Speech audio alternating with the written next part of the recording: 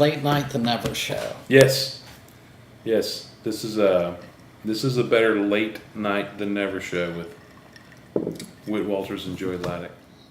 To my immediate right, We'll round the table. Jolie. Julie.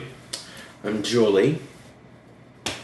Jets. Oh, wait, I'm Jets. Chip being Julie, and on the end we've got Jess.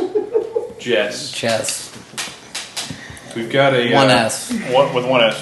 One S, and it's not short for anything. No, it's it's just not. Jess. It's just Jess. For real name. And it's not just Jess. It's Jess. Well, I get that a lot. right. Oh, just Jess. That's funny. Yeah. Because See, what that- else would you it's not be? funny. Jessica. Right. Yeah. It Yeah. That's what I. I worked at Dirty Nelly's downtown on the Riverwalk, and Vince Gill showed up with his wife, Amy Grant. And they were standing on the river right outside the Amy Grant and Vince Neal's manager, and we'd like to have a table. And I said, as soon as the table opens up, you can have it. He goes, well, it's, Vince Gill. It's Amy Grant. And I said, no, I heard you, but this is Texas. This isn't Nashville. We don't kick people off tables for celebrities. Wow. And he said, okay. I said, you're welcome to stay. You're welcome to wait until the table opens up. And he said, okay. And they took off. They left. So that was my Vince Gill story. I didn't get to shake hands with him or anything, but I kicked him out of Dirty Nelly's. I can get it. Yeah. Yeah. So Patrick Swayze was there, and he had a Rottweiler with him On the Riverwalk. on the Riverwalk. Walks into Dirty Nelly's and sits down on the patio with a big Rottweiler. And so I walked up to him and I said, I thought you'd be bigger. And then You he really did? said, no. And I like that though. It gave me That was- I that said, vision right there. I'm sorry, sir, but you're going to have to take your dog back to your room. And he said, well, this is my protection. This is what I use in lieu of a bodyguard. In case he's at Roadhouse and stuff, Yeah, he needs. yeah, right. I mean, he's the cooler. I mean, he Yeah. should be able to take care of You're like, bro, I've seen you fight. Everything's going to be cool. Yeah, and I said, I'm sorry, sir. It's bar policy. You can't have dogs near. So I kicked him out. So those two famous. That's like the only two famous people I've ever dealt with. Yeah, but and I kicked them Swayze out. was You like- both you kicked them both I out. kicked them both. Oh, actually, all three because Amy Grant is yeah.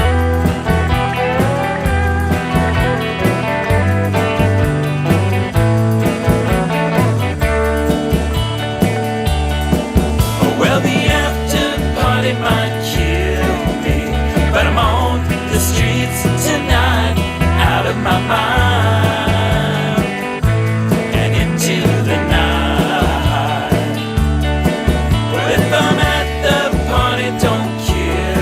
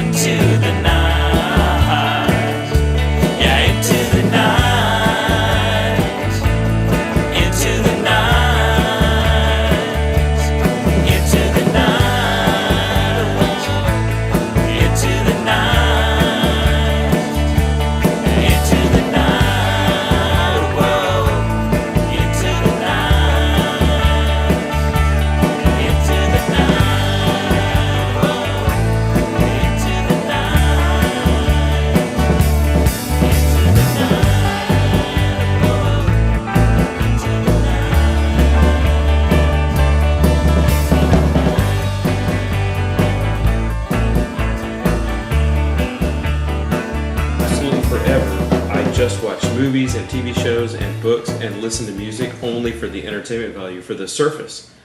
And it wasn't until recently that I got introduced to, or that someone told me, hey, you know, there's more to this. And so a perfect example, I mean, there's obviously all of the great movies. Give us the perfect example. For me, it's a couple of different movies. It was a movie or two, and one movie was An Officer and a Gentleman, and a TV Good show one. was Cheers. Good one. Right, and so the point being was that with Cheers, I always viewed it as, hey, this is a bar, Norm walks in, or Cliff walks in, and it's a comfortable place for them. They walk in, everybody knows them. Everybody knows your name. Everybody knows your name. Right. And so Woody's back behind the bar, or Ted Danza, Sam was back behind the bar, and Shelley, what was her name? Shelley, what's her name? Long was the waitress.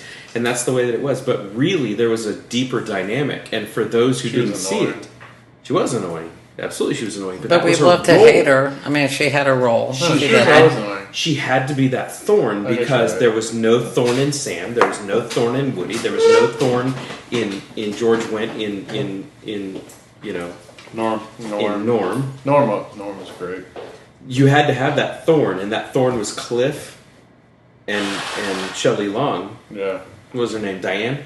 Yeah, Diane. And so you had to have that thorn. You had to have something mixing up the smooth flow to keep it going. And that's why she was annoying, right? Because she always said, screw that flow up. Had to be. She had to mess it up. And so someone was writing that, and the whole point for me was that someone was telling me who Sam was, who Ted Danza was. His character was that he was this really successful bar owner. He had his business, he had everything, but yet he was lacking that one thing, and that was a relationship. He could not have a relationship with a female. He could have it with Woody, he could have it with his patrons, but he couldn't have this relationship with anybody who walked into his bar. And it was constantly finding someone, talking to someone, going out with someone, finding a flaw, kicking them to the side.